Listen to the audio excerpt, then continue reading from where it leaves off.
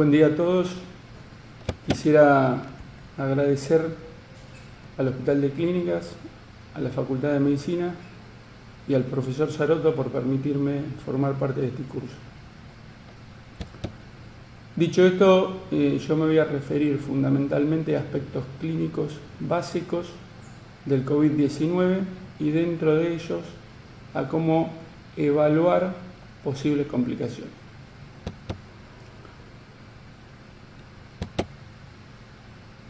Este va a ser el desarrollo de esta presentación, donde intentaremos tocar brevemente cada uno de estos puntos.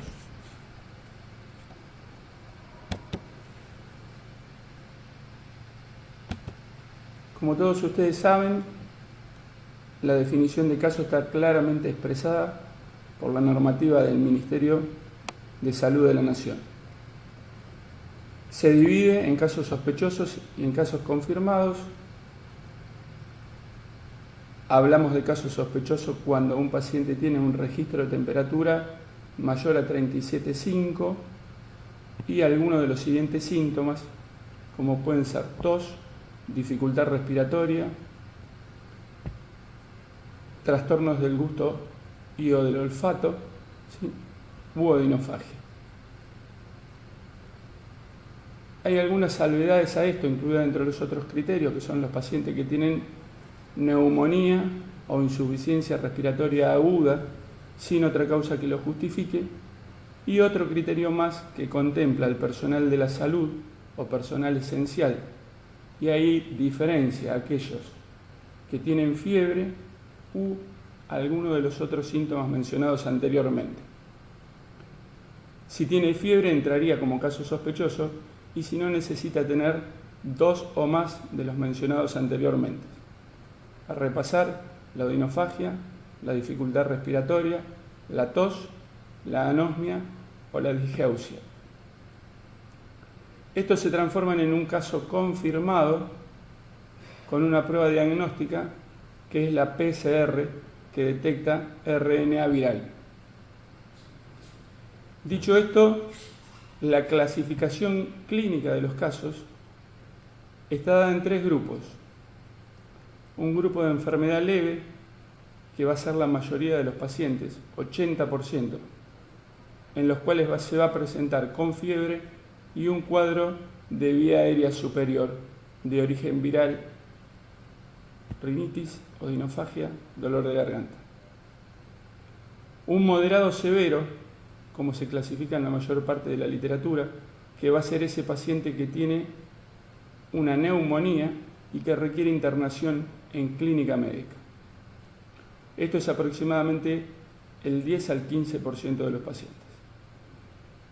Y un paciente crítico, que es aquel que tiene requerimiento de internación en una unidad cerrada, terapia intensiva, por tener sepsis, disfunción de órganos múltiples o shock séptico. 5% de los pacientes.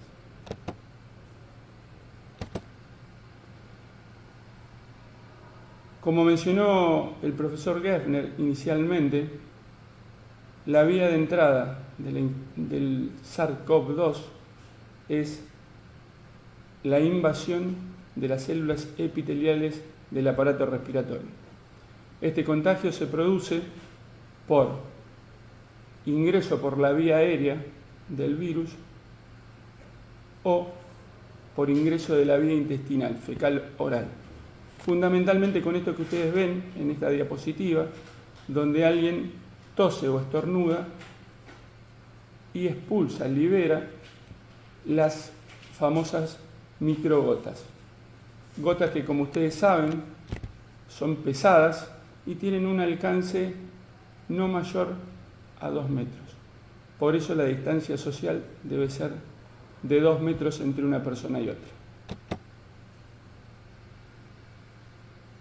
Esta partícula de SARS-CoV-2 que ingresa a la vía respiratoria tiene una primera instancia de localización en la vía aérea superior, donde empieza su replicación y luego se traslada al pulmón. Como también fue mencionado anteriormente, Este virus tiene espículas, que ustedes ven en la figura ampliada. Esa espícula se llama proteína S. La proteína S tiene dos estructuras, una denominada S1, que permite la unión al receptor AC2 o enzima convertidora de angiotensina, ampliamente expresado en el epitelio respiratorio, fundamentalmente en el pulmón, en el intestino y en muchos más lugares, como también lo refirió el profesor Gertner. Una vez unido al receptor AC2 por la terminal S1, se ancla por otra parte de la estructura de la proteína S, que es S2, que sirve como fusión a la membrana celular e ingresa por la formación de endosomas al interior de la célula. Una vez allí, utiliza toda la maquinaria de replicación de la propia célula para sintetizar partículas virales, ARN, y ensamblar todo eso en un virión, pudiendo producir, como mencionamos anteriormente, y por suerte en la mayoría de los casos, la enfermedad leve. Pero hay un porcentaje de estos pacientes que hace enfermedad moderada o enfermedad crítica. Como se ve en esta diapositiva, el compromiso moderado o crítico comienza con una neumonía.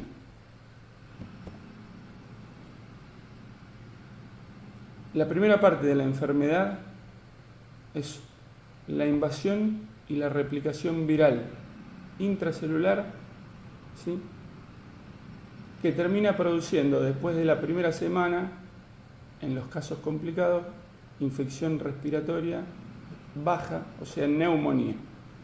Esto es más frecuente que ocurra entre el día 8 y el día 12 de la enfermedad. Como ustedes ven en esta radiografía, inicialmente el paciente tiene algo de infiltrados pulmonares bilaterales, ¿sí?, en los lóbulos inferiores, y en el día 15 tiene una clara progresión de los mismos, con patrón alveolar fundamentalmente y algo de reticular en el vértice. Y esta es una imagen tomográfica de otro paciente con infección por SARS-CoV-2, donde se ve de vuelta patrón alveolar y en algunos lados patrón intersticial. ¿Cómo hacemos nosotros para tratar de clasificar adecuadamente qué paciente va a tener una evolución desfavorable?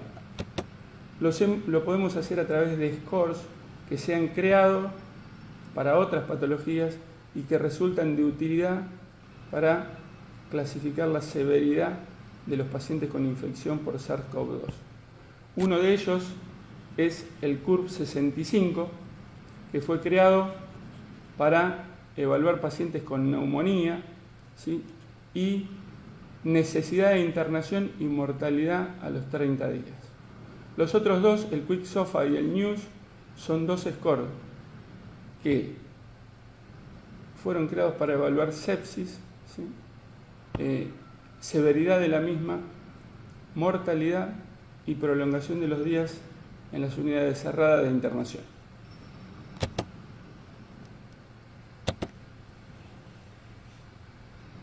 Todos ellos evalúan fundamentalmente parámetros fisiológicos, excepto el CURB-65, que agrega a esto alguna determinación bioquímica. Fíjense, el CURB-65 incluye evaluar el sistema nervioso central de los pacientes, si el paciente está confuso o no, un parámetro de laboratorio, que es el nitrógeno ureico en sangre, con su sigla en inglés, una determinación que nosotros hacemos poco frecuentemente, pero esto puede ser transformado por una cuenta a urea, que es la determinación que usamos nosotros. Si el paciente tiene una frecuencia respiratoria alta, mayor a 30 por minuto, o si el paciente tiene una presión arterial sistólica menor a 90 o menor a 60 milímetros de mercurio, y si tiene una edad mayor o igual a 65 años. A medida que uno aumenta el score sumando puntos, dado la presencia de alguno de estos, tiene más probabilidad de tener un curso complicado de la enfermedad y más mortalidad a los 30 días.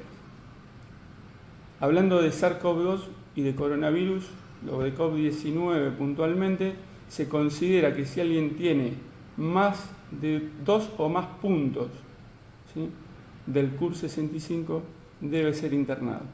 En el cuadro de abajo ustedes verán después con qué mortalidad se asocia el hallazgo de los distintos puntajes.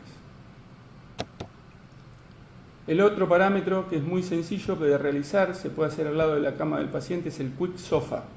Este evalúa 3 parámetros fisiológicos: la presión arterial sistólica, la frecuencia respiratoria y el nivel de conciencia, nuevamente, pero en este caso por la escala de Glasgow.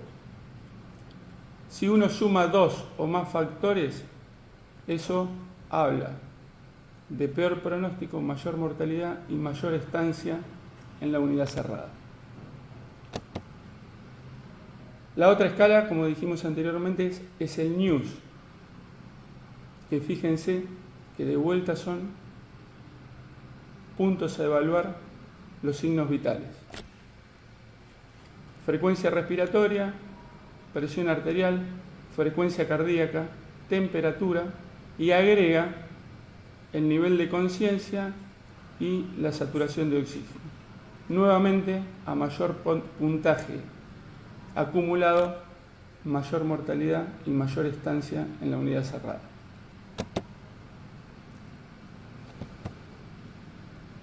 Como todos ustedes saben, no hay un tratamiento establecido para el COVID-19, por lo tanto, lo único que nosotros podemos hacer con nuestros pacientes es enviarlos a los ensayos clínicos que se están realizando en cada una de las instituciones en las cuales trabajamos. La idea fue traer acá algunos de los fármacos que más se utilizan en los distintos centros en el mundo.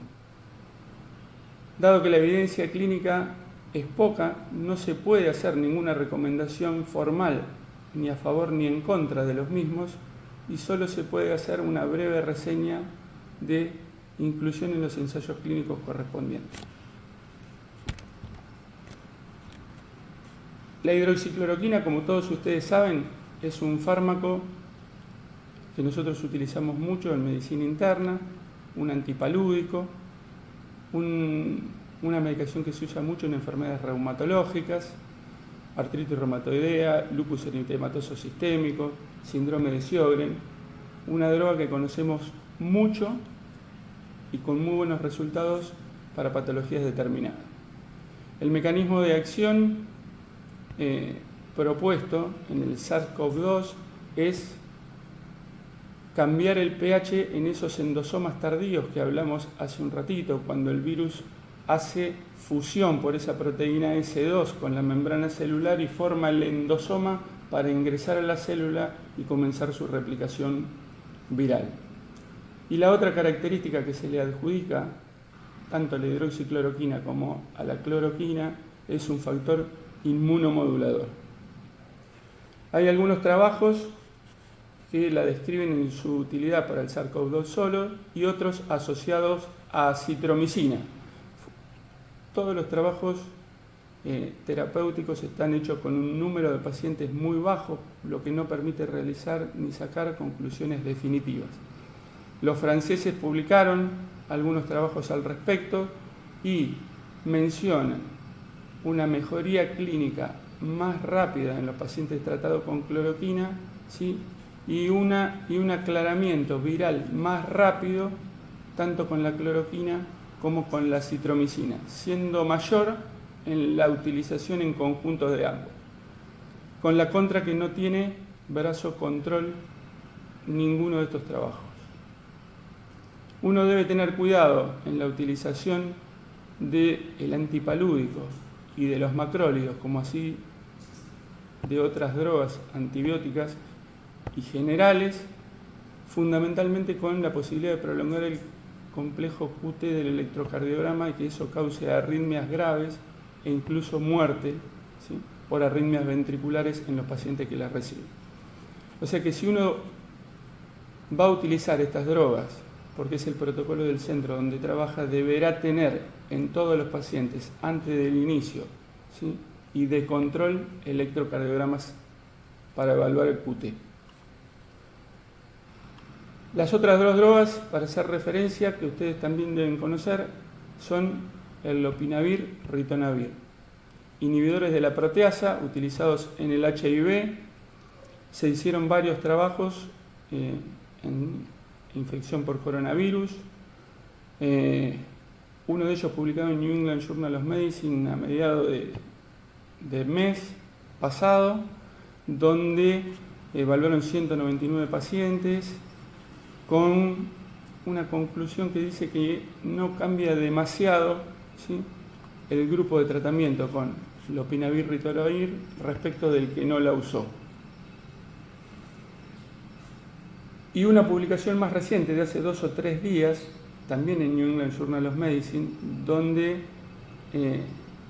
haciendo referencia a ese trabajo dice una cosa importante, que es que la inclusión en el tratamiento de esos pacientes fue realizada con una mediana de día 13 de enfermedad, en donde todos los antivirales, ¿sí?, tienen una mayor eficacia cuanto más precozmente son usados, y acá se los usó en el contexto de enfermedad avanzada, por lo cual hace referencia a que no debieran ser descartados en la consideración de un tratamiento para esta infección. El otro fármaco es el remdesivir, un antiviral inhibidor de la replicasa utilizado en el tratamiento clínico del ébola como primera enfermedad. También fue utilizado en la infección por coronavirus y hay varios ensayos en curso sin poder aún sacar una conclusión definitiva al respecto del mismo.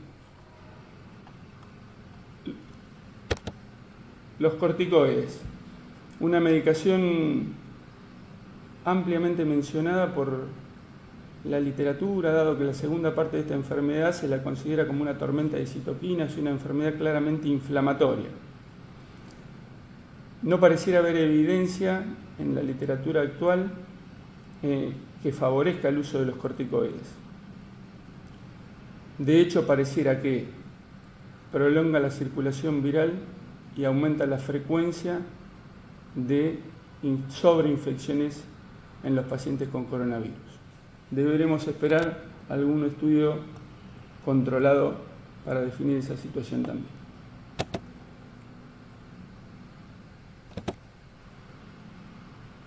Este es un esquema donde se puede evaluar en el curso de la infección del virus el contacto con la célula y dónde actúa cada una de las drogas que mencionamos anteriormente.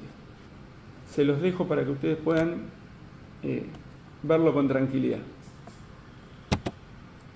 El otro punto en el que se está trabajando muy fuerte en el Hospital de Clínicas, en el lugar donde nosotros trabajamos, es en suero de convalecientes. Como ustedes saben, esto se ha utilizado en muchas otras enfermedades virales, en influenza, en SARS-CoV y en MERS, pero en nuestro país fundamentalmente fue usado para una enfermedad que se llama fiebre hemorrágica argentina, hace muchos años atrás, con un gran impacto, ¿sí?, en el resultado favorable. Su uso cambió la mortalidad de esa enfermedad y la disminuyó de un 30% a un 1%. Veremos qué pasa con los ensayos para coronavirus. La FDA en este momento está llevando adelante 3 protocolos de trabajo con 3 grupos distintos. Un grupo donde se propone administrarlo a pacientes críticos, otro grupo que se propone administrarlo a pacientes que se van a internar con diagnóstico de neumonía, y un tercer grupo que son pacientes que han tenido contacto con un positivo para coronavirus, con un caso confirmado, dentro de las 72 horas previas, ¿sí?, con factores de riesgo para desarrollar enfermedad grave, como es ser mayor de 65 años, tener comorbilidades, y aplicarle a ese grupo de pacientes plasma o suero de convaleciente dentro de las 96 horas de contacto. Esos son los 3 proyectos que está llevando adelante la FDA en distintos centros en Estados Unidos con un número importante de pacientes. El último ensayo que les mencioné va a ser un ensayo controlado. Nosotros en nuestro hospital propusimos 3 grupos. Inicialmente, tratar a los pacientes con suero de convaleciente que van a tener enfermedad crítica y posteriormente comenzar el tratamiento de aquellos que tengan enfermedad moderada severa, o sea, deterioro de la oxigenación, progresión de los infiltrados pulmonares.